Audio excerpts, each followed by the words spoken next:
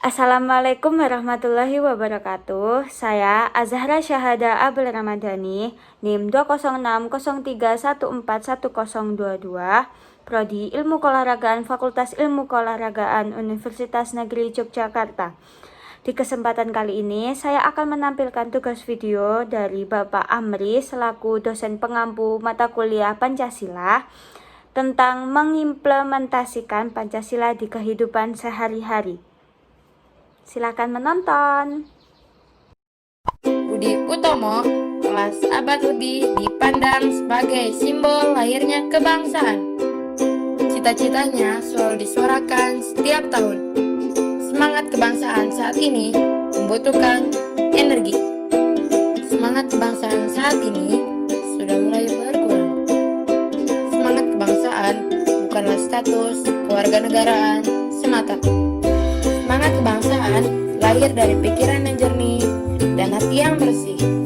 Semangat kebangsaan dapat diselaraskan dalam pengamalan setiap poin-poin Pancasila, seperti sila pertama, ketuhanan yang Maha Esa, hormat menghormati antara pemeluk agama lain sehingga tercipta kerukunan hidup. Sila kedua, kemanusiaan yang adil dan beradab, kegiatan kemanusiaan seperti saling tolong menolong antara sesama. Sila ketiga, persatuan Indonesia, bangga sebagai bangsa Indonesia dan bertanah air Indonesia. Sila keempat, kerakyatan yang dipimpin oleh hikmat kebijaksanaan dalam permusyawaratan perwakilan, tidak memaksakan kehendak pada orang lain dan mengutamakan musyawarah mufakat dalam mengambil putusan. Kelima, keadilan sosial bagi seluruh rakyat Indonesia. Dalam keadilan tidak memandang derajat dan status sosial. Nilai instrumental dari Pancasila ke-1, yaitu khususnya di dalam pasal 29 yang memberikan penegasan jika Indonesia merupakan negara beragama, yang memberikan keleluasaan kepada tiap warga negaranya untuk memeluk sesuai legalitas agama yang diinginkan. Berikutnya, nilai instrumental dari Pancasila sila kedua adalah terdapatnya pasal 28 yang dimana memberikan suatu kebebasan kepada masyarakat akan hak asasi manusia yang telah diberikan. Nilai instrumental Pancasila sila ketiga ini dapat dilihat dalam pasal 32, 35, dan 36, di mana semuanya secara penuh memberikan identitas nasional Indonesia seperti bahasa, bendera, ideologi, serta yang lainnya.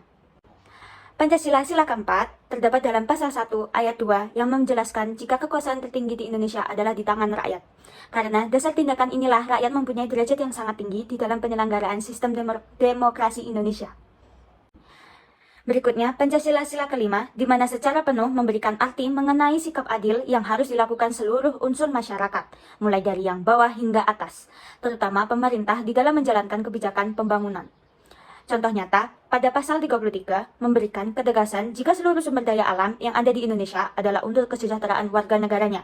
Berdasarkan dorongan inilah, setidaknya PT Freeport yang berada di Papua pada era kepemimpinan Jokowi mempunyai izin agar mengaksesnya setidaknya 51% saham yang akan menjadi milik Indonesia. Nilai praksis dalam Pancasila.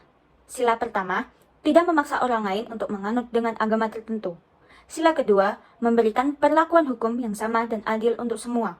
Sila ketiga, mendukung pengembangan pembangunan di berbagai wilayah karena sama-sama satu bangsa. Sila keempat, menggunakan hak suara dalam pemilu.